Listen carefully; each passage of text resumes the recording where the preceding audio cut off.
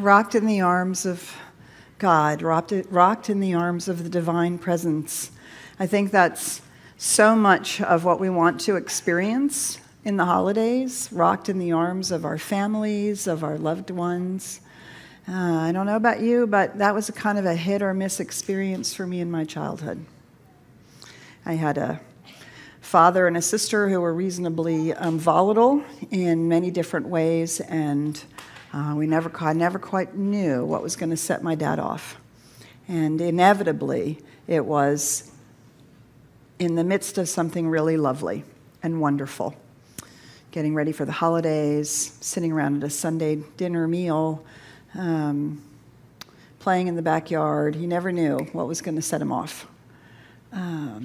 And it was always kind of an interesting thing being in our family in the holidays, because my mother was absolutely committed to making sure that we had an amazing experience. Her mother hated the holidays, hated everything about it, hated Christmas, hated the Advent season, hated all the getting ready, all the cookie baking, she did all of those things. She was a good German wife, and it was expected of her, and by God, she was going to do it. And she entertained every Sunday afternoon with the typical German coffee and with all the home-baked cookies and goodies all the holiday season, and she hated every minute of it. And therefore, her children did not necessarily have a great experience about it. My mother decided, by God, it was going to be different. It was going to be different for us. And she wanted to make magic, which in many ways she really did. So we had kind of a schizophrenic experience of the holidays. And I sought to continue on and make that magic for my son. But I also learned not to go home for the holidays. It was a choice that I learned to make as a young adult when I left the house. And I moved as far away as I could get from my family, because then it made it easier to say, no, I'm sorry, I can't come for Thanksgiving dinner. I can't come for Christmas this year. And so, yeah, there's a lot of challenge around the holidays. I lost my father in December of 1999 and my mother in November of 2006. So the run-up to the holidays is also an opportunity each year for me to feel that loss and that experience of my mother, who made it so magic, not being able to be part of it anymore. You know, and these are just the realities, right? These are the realities of the human condition and of our human experience. And so we never want to pretend in the science of mind. We don't want to pretend our joy. We don't want to cast a false idea about life. Ernest Holmes says we look a fact in the face and we deny its spiritual truth. But we do actually look a fact in the face, which also means that we feel our feelings. Sometimes I think we misunderstand in the science of mind, and we think that we have to be so positive that we're not allowed to have negative feelings. We are actually allowed to have negative feelings. Actually, feelings themselves aren't negative or positive. They're simply feelings. And what we are supposed to do with our feelings, took me the longest time to figure this out, to learn this. What you're supposed to do with your feelings is feel them. Really, that's it. That's it. That's all you have to do with your feelings. You don't have to analyze them. You don't have to figure them out. You don't have to, you just feeling them, right? Feeling our feelings is what allows them not to get stuck in our bodies. Is what allows them not to get stuck in our psyche. When we just feel the feeling, it's like a wave that crashes on the shore. It comes up and out, and it gets to be released. And sure, some of our feelings are based on false thinking, but it's not our feelings that we don't have to feel. It's our thoughts that we have to change. When our thoughts have changed, our feelings will follow. But there's a reason why we have grief and anger and depression. They are the other side of joy and love and bliss. And when joy or love or bliss are absent, These feelings, which we call negative, are simply nothing more than signposts that we are not in alignment with our joy or our experience of peace or the bliss that's available to us.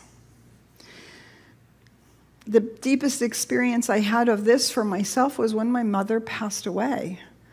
I had a deep sense of loss and grief. Actually, it took me a number of years to get over that and to walk through that and to deal with feeling my feelings of grief. But what was so amazing was the joy that I had in the midst of all that grief, that my mother had been my mother, that I had her as my mother. And the things that we had done as when I was a kid, and her experience of getting to be part of my son's life. And so the deep joy, which is the truth of our being, is available and present even in the midst of grief and sorrow. Ernest Holmes says grief is natural. It's a natural part of experiencing the loss of a loved one. But our spiritual truth robs our grief of despair because we actually know the spiritual truth. And so we can feel our feelings without worrying about them overwhelming us, which I know for many years I felt. I thought if I just felt my sorrow or my anger from my childhood, it would, what's the word I want? It would, say that again?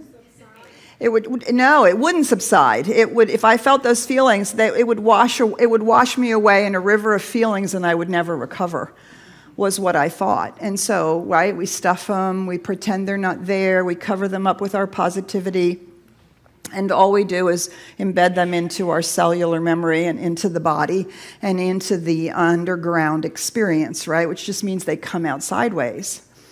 And so learning to just feel the feelings without necessarily expressing them inappropriately, but just allowing myself to feel the feelings, I learned that, no, they come and go. Feelings come and go. Truth is always truth. And so so the other thing that is it's sometimes really astonishing to me, well, I want to shake my finger at people and scold them, which I know I'm not supposed to do.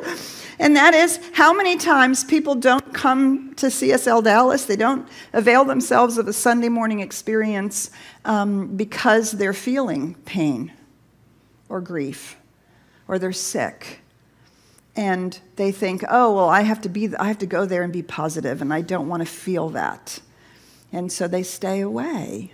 Maybe that's not you in this room, and maybe it is. And yet it's my experience that that's exactly when I need to be rocked in the arms of love, right? When I'm feeling like my life isn't working, or I feel as though I'm really experiencing loss or darkness. I want to be reminded that even though I may be feeling those things, they're actually not the spiritual truth.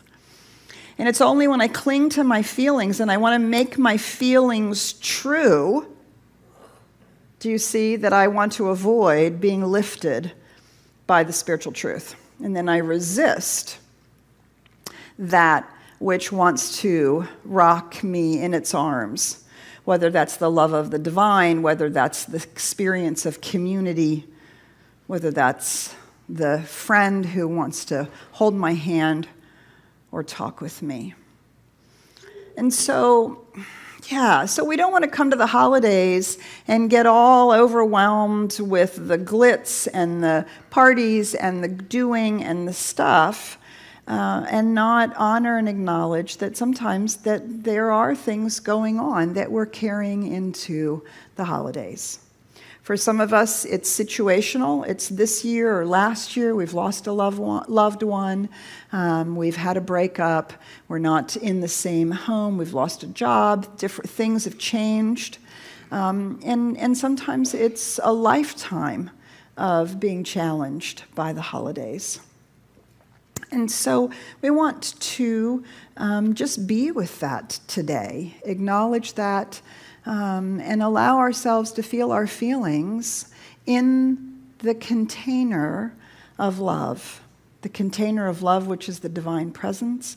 The container of love, which is this community. And when we can experience that, do you see, then our pain or our darkness is robbed of despair because we know we're not alone. We know that the feelings wash over us, they come and they go, and we know that we can stand in the spiritual truth together. So we're going to move into that ritual. Karen's going to come on up here with me. And so you'll see that we have 7 candles up here. We're going to light 7 candles. And Karen and I, as we light the candles, will be telling you what the candles are for.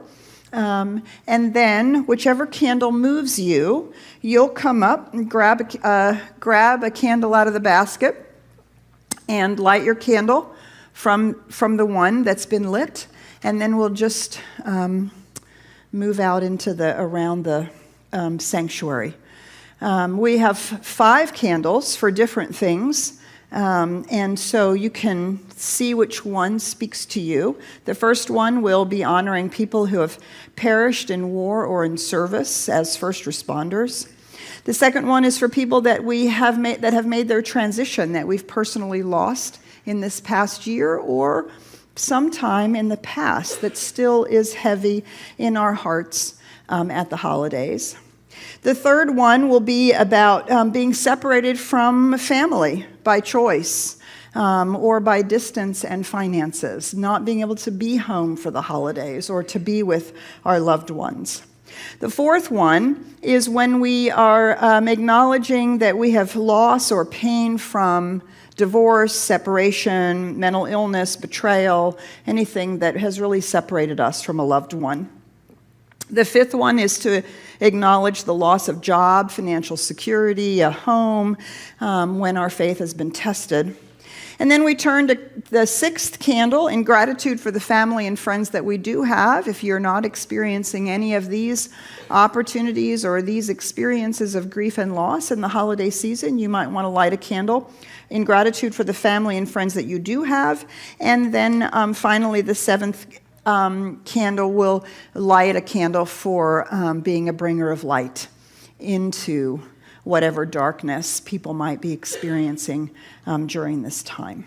And so you can just feel as they're being moved, as we're moving through them, which one speaks to you. And come up here and light your candle as a way of just allowing us to be honest about the human condition, the human emotion, the human feeling, and recognizing that we can honor and acknowledge that. We can feel our feelings while still knowing the spiritual truth. And so the light represents the spiritual truth that we know while we are completely clear that we're having a human experience. All right. So the first candle we'll light, we're going to light this candle for any one of our families or people that we know of or love that have lost their lives in war or as a first responder or have been significantly impacted by being in the military, in service as a first responder, or we just want to hold into our hearts those people in general that have lost their lives in war or in tragedy of that nature. People who have lost their lives in shootings, bombings, places.